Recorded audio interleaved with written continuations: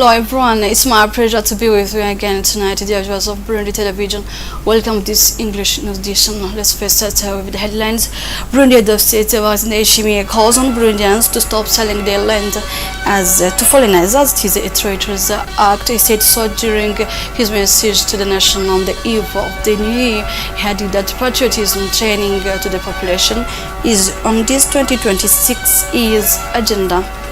And the residents of Busolo asked to be supplied with drinking water in order to protect themselves against disease linked to lack of hygiene. Note that water shortage has started since last Friday.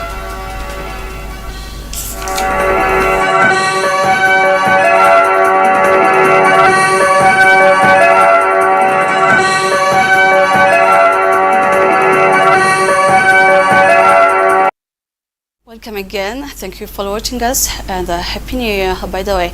Burundi head of state Ndayishimiye has called on Burundians to stop selling their land to foreigners as it is a traitors act. He said so in his message to the nation on the eve of the new year. He added that patriotism training to the population is on this 2026 year's agenda. The reason why 2026 themes is a year of patriotism. He called that it is only the government that can sell to foreigners land and under some conditions. And still on patriotism, Burundi head of state Ndayishimiye has emphasized that each Burundian must respect laws and public property, avoid fraud and robbery, because in a democratic system all are equal and no one is above law. He added that respect strengthens unity, peace and security.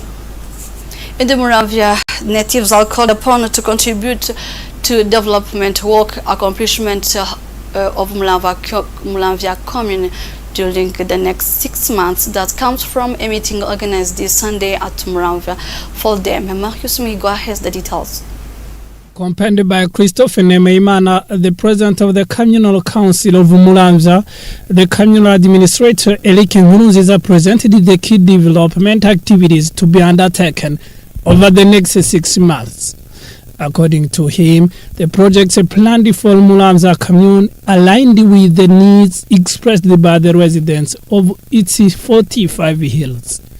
Some of these projects require substantial financial resources.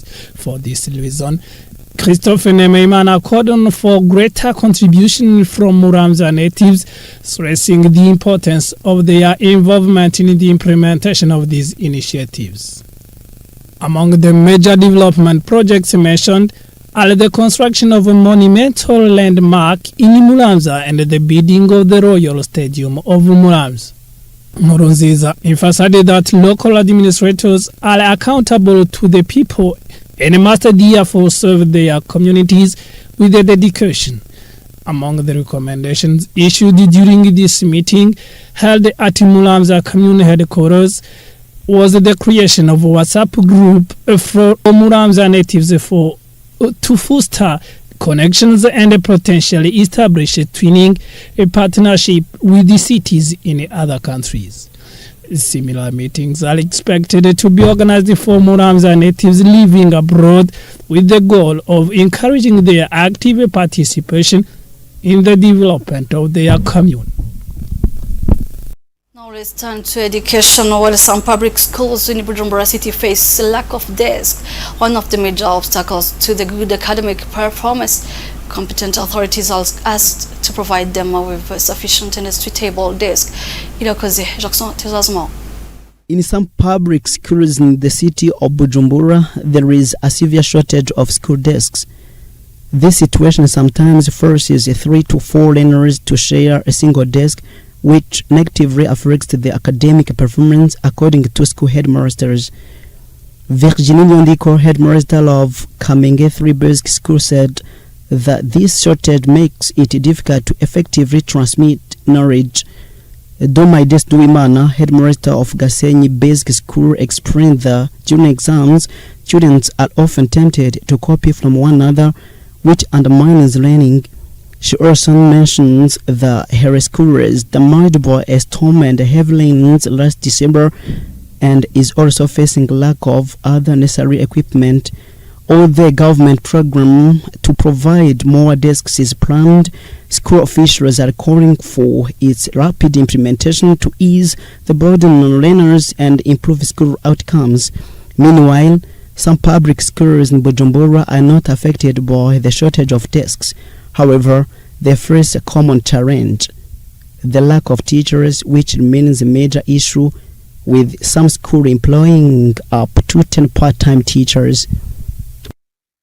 And residents of Ngingabusolo asked to be supplied with drinking water in order to protect themselves against the diseases linked to lack of hygiene.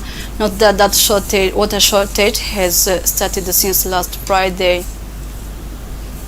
And in news, we will look back at the jogging organized by Burundi First Lady Angeline Ndayishimiye, after which she said that sport strengthens love and unity among people. We also talk about wushu, a martial art. Mayus Muhigo.